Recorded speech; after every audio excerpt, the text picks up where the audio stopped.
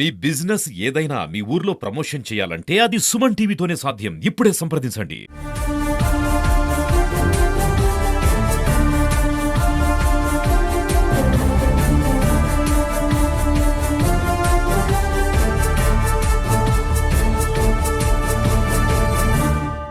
Operation Sindoor తర్వాత ఏదైతే భారత్లో ఉన్నటువంటి సెన్సిటివ్ ఏరియాస్ అంతా కూడా మాక్ డ్రిల్స్ నిర్వహిస్తున్నారు. దాంతోపాటు కూడా ప్రధానమైనటువంటి ఆలయం తిరుమల శ్రీవారి ఆలయానికి సంబంధించి భద్రత కట్టుదిట్టం చేశారని చెప్పుకోవచ్చు.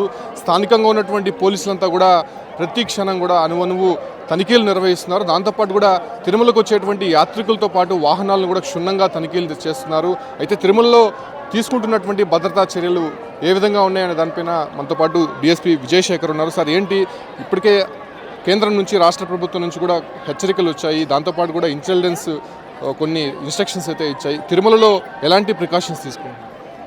అవునండి, ఈ బార్డర్లో నెలకొన్నటువంటి యుద్ధ వాతావరణ సందర్భంగా మనం ఇంటర్నల్గా భద్రత గురించి మా యొక్క రాష్ట్ర డీజీపీ గారు గవర్నీయులు హరీష్ గుప్తా ఐపీఎస్ గారి ఉత్తర్వుల మేరకు Tirupati SP and chief vigilance security officer Shri Harish Gupta IPS గారి సూచనల మేరకు తిరుమల సిలిఓ వెంకయ్య చౌదరి గారి ప్రోత్సాహంతో ఈ తిరుమల కూడా ఒక ముఖ్యమైన ప్రదేశం కాబట్టి భారతదేశంలో దీని యొక్క రక్షణ తీసుకోవాల్సిన బాధ్యత మన అందరి మీద ఉంది. కాబట్టి ఇందులో భాగంగానే భక్తులకు ఇక్కడ ప్రజానీకానికి ఒక భరోసా కలిగించే నిమిత్తం, అలాగే రక్షణలో భాగంగానే మనము ఇక్కడ ఈరోజు Tirupati civil police, AR APSP, OCTOPUS, TTD, dog squad, SB team అందరం కలిసి 138 మందితో 4 టీమ్స్గా విడివడి టోటల్గా తిరుమలలో 4 ప్లేసెస్లో ఈ యొక్క ఫ్రిస్కింగ్ అండ్ చెకింగ్ కార్యక్రమం చేపట్టడం జరిగింది. ఇది ఇప్పుడే కాదు, అన్ఎక్స్పెక్టెడ్గా సర్ప్రైజింగ్గా ఎప్పుడైనా కూడా మేము చేస్తాము. దీంట్లో ఆక్టోపస్లు కూడా పాల్గొనడం ఒక ముఖ్యమైన విషయము. కాబట్టి ఇందులో భక్తులు ఏం భయభ్రాంతులు పడాల్సిన అవసరం లేదు. భక్తులకు ధైర్యం కలిగించడానికి మేము ఒక కార్యక్రమాన్ని చేపట్టాం. కాబట్టి ఇది కేవలం రక్షణలో భాగంగా మేము చేస్తున్నాం.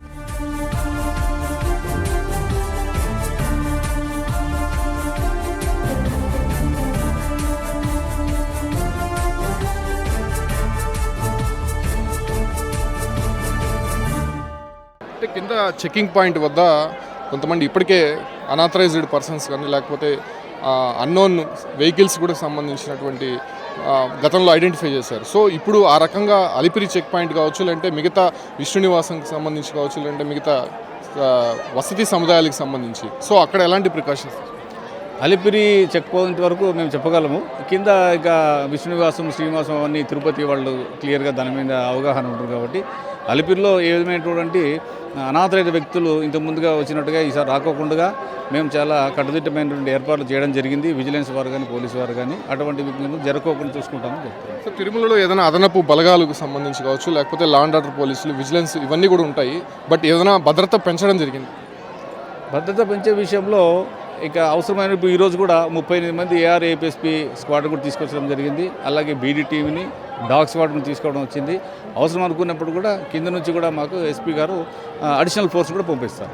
సో ఇప్పటివరకు ఉన్నటువంటి భద్రత కాకుండా అదనంగా భద్రతా సిబ్బంది కూడా తిరుమలలో గస్తీ కాస్తున్నారు. గతంలో ఉన్నటువంటి అనుభవాలను దృష్టిలో పెట్టుకొని ప్రస్తుతం జరుగుతున్నటువంటి ఆపరేషన్ సింధు నేపథ్యంలోనే ఎక్కడైతే సెన్సిటివ్ ఏరియాస్లో టార్గెట్ చేయడానికి సిద్ధపడుతున్నారో సో అవన్నీ కూడా పూర్తిగా నిర్వీర్యం చేయడానికి, వాళ్ళ జాగ్రత్తలు తీసుకోవడానికి కూడా తిరుమలలో ఉన్నటువంటి పోలీసులు అంతా కూడా సన్నద్ధంగా ఉన్నారని చెప్తున్నారు. ముఖ్యంగా ఆక్టోపస్ బలగాలతో పాటు ఇక్కడ ఉన్నటువంటి లా అండ్ ఆర్డర్ పోలీసులు కావచ్చు, లేదంటే విజిలెన్స్ సిబ్బంది క్షుణ్ణంగా తనిఖీలు చేస్తున్నారు. గతంలో ఉన్నటువంటి తనిఖీల్లో కాకుండా మరో ఏదైతే భద్రతాపరమైనటువంటి అంశాల్లో తీసుకోవాల్సినటువంటి జాగ్రత్తలు కావచ్చు, అంటే తిరుమల ఆలయ పరిసర ప్రాంతాల్లో ఎక్కడైతే నిఘా పెట్టారో దాన్ని మరింత పటిష్టం చేసే విధంగా ముఖ్యంగా సీసీ కెమెరాలకు సంబంధించి కావచ్చు, అంటే ఇక్కడ డ్రోన్స్ ఉపయోగించి కూడా ఈ యొక్క సెక్యూరిటీ పరంగా మానిటరింగ్ చేస్తున్నారు. ఎట్టి పరిస్థితుల్లో ఎటువంటి ఇబ్బంది కలగకుండా, ముఖ్యంగా తిరుమలకు వచ్చేటువంటి భక్తులకు కూడా ఎటువంటి అసౌకర్యం కలగకుండా, ఆందోళన చెందకుండా ఏదైతే ప్రశాంతంగా తిరుమల శ్రీవారిని దర్శించుకోవడానికి అన్ని ఏర్పాట్లు చేశామని చెప్పి కూడా